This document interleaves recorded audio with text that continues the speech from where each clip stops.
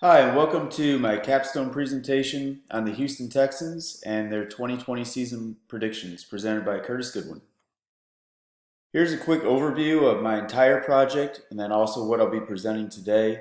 I want to go through the project objectives, a description of the three data sets used, some initial high-level results that were retained, and then I want to look at each problem statement and one of the methodologies that was used, both including simulations, and then we'll look at a conclusion and some additional considerations at the end.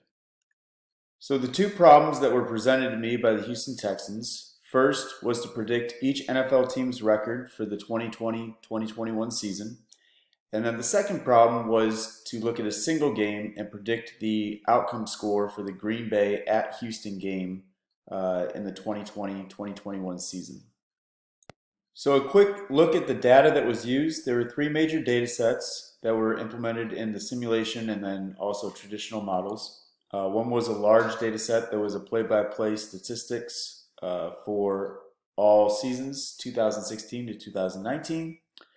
That data was scraped using R code and then cleaned in Python.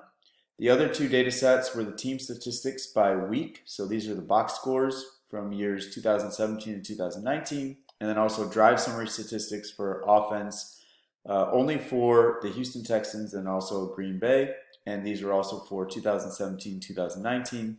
The second two required no data cleaning. They were just downloaded as CSV files from Pro Football Reference. The play-by-play was scraped from Pro Football Reference, but did require some cleaning as it scraped from different pages on the website.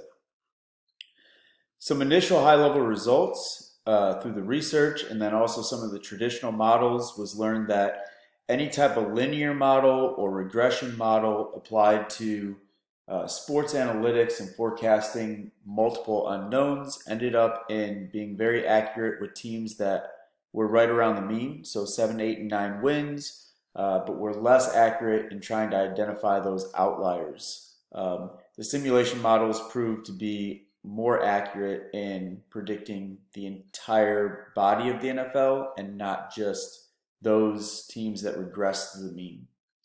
In terms of predicting the score for the Houston and Green Bay game, the simulation model provided more comprehensive variables that could be implemented into the model. Future considerations would be to refine the machine learning models to look at relationships between the predictors in the simulation models and then also input player value into the simulation models, not just team statistics, and we'll touch on that in the conclusion. So for problem statement number one, predicting the 2020 season records for every NFL team, I used two approaches. One was the Pythagorean expectation. That was a Bill James model that was revised by Daryl Morey and became popular in the NFL. It's a linear approach and does really well with the middle performing teams, but not so much the outliers, such as teams that perform really well. And so to try and beat that approach, which is a traditionally researched approach, use the Monte Carlo simulation. And so I want to focus this presentation on our Monte Carlo simulation and then compare the results at the end. First, let's look at a quick analysis roadmap so we know where we're going. The thought process was to take the historical data scraped from the Pro Football Reference, apply it through a machine learning model. The machine learning model utilized a random forest to understand which features were important, because there were 88 total features, and narrow those down so we know what features to implement into our simulation model, and then use the simulation model to set up something that would be predictive of winning a football game. A quick overview of how the random forest was set up. Utilized the grid search function to optimize the parameters and then looked at the accuracy. Not great accuracy, a lot of variables, a lot of data, a lot of variance, but what we were after really was the feature importance that was utilized in the random forest and what was determined as the most predictive variable. Here are the outcomes of those variables. So to summarize some of these variables and their labels, time of possession, expected points metric, field position, and yards gained per play were very predictive and highly correlated to points scored per game. So now to discuss the Monte Carlo simulation and the setup of the model, we utilized the random forest feature importance to know which predictors to include in the simulation, and then some decisions had to be made. For example, how we were going to sample the data for each simulation run, and we'll discuss why discrete was selected. How each team would simulate all the games on their respective schedules, and the schedule matrix will be explained later on. And then also what was going to determine the number of wins. One of the nice things about a simulation model is that it can return more than just one piece of information. And so as the model unfolds, we return multiple pieces of information, and all were used in determining how to best predict those outliers.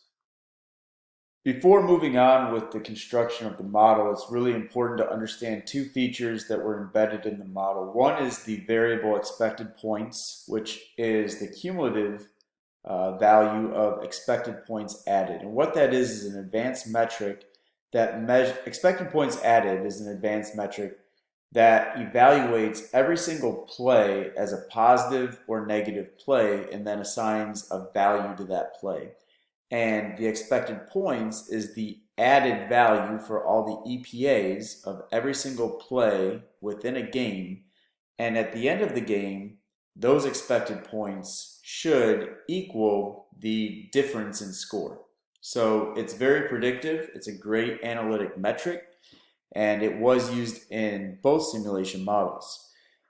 What this simulation did was took that expected points and split it into the three categories played within a game of football. So you have offense, defense, and special teams, and by splitting each one up by plays in those three categories, it allowed us to utilize different combinations. One reason for that would be if a team has a poor offensive outing one game, but then has a really good defensive showing and does really well in special teams, expected points divided up in those three categories will represent that.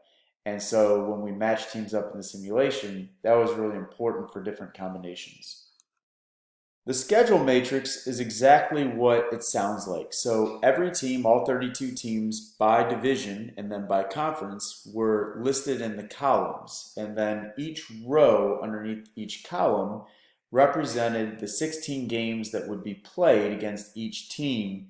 And so what you ended up having was this matrix that in Python we could iterate through, and what it did was it embedded the strength of schedule, which a lot of simulations will use a strength of schedule index, but sometimes that's a static number, and by allowing for the embedding of strength of schedule by actually matching up the teams that would be playing, now there are more combinations within the simulation. One final note on the information that was returned from this simulation: it calculated win percentage, the win margin, and then discrete wins. And so to differentiate win percentage and discrete wins, if we played 4 games and I was predicted to win those 4 games by a probability of 60% each, we would say 0.6, 0.6, 0.6, 0.6, and my win percentage would be 2.4.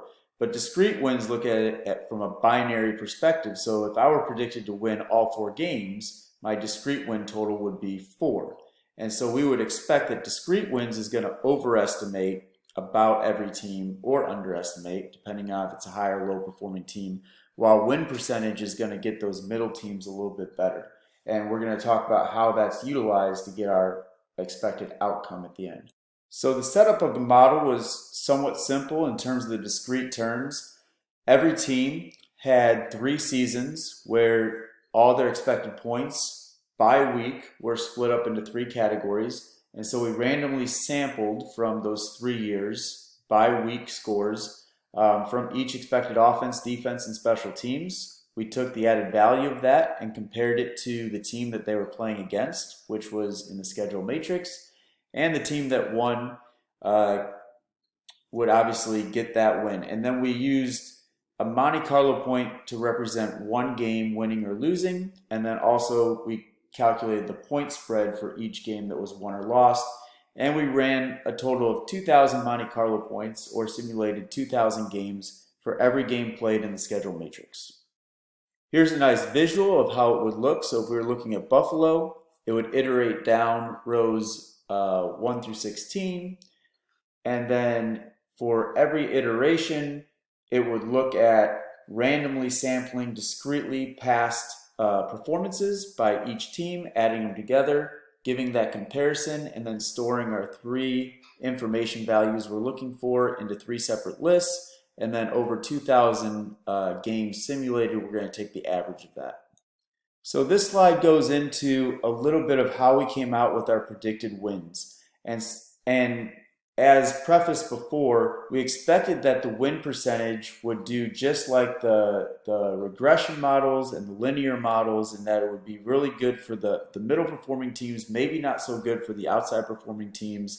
And then the discrete wins was going to underestimate that. So what was calculated was a z-score on the win margin. So if you're winning by a lot or outside one standard deviation, or you're losing by a lot outside one standard deviation, we use that as an outlier detection method to determine, okay, here are our outlier teams, and then we use the discrete wins to either bump those win predictions up or bump those win predictions down.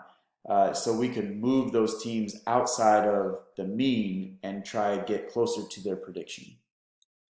The results of that methodology when comparing 2018 to actual wins versus predicted wins are in red. On the left, you can see the simulation model. There's still some variables out there, and those variables correlate to teams that had a lot of player change. But you can also see that right here at the top and then also at the bottom, there were some teams that predicted very close. In the Pythagorean model, while the middle is extremely good, the outside is not predictive at all. And so, like we said, the outliers in a linear or a regression model are not predictive. And so the simulation model predicted with higher correlation. And to give an analytic perspective, the predicted wins for the simulation was at 65%, while the predicted wins for the Pythagorean model was at 46%. Utilizing the simulation model, here are the projected outcomes for the teams to win.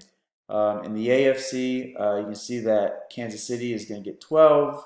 New England's predicted to get 11, although that was before the Tom Brady trade, so I'm not sure if the prediction would hold. That's why player value should be incorporated.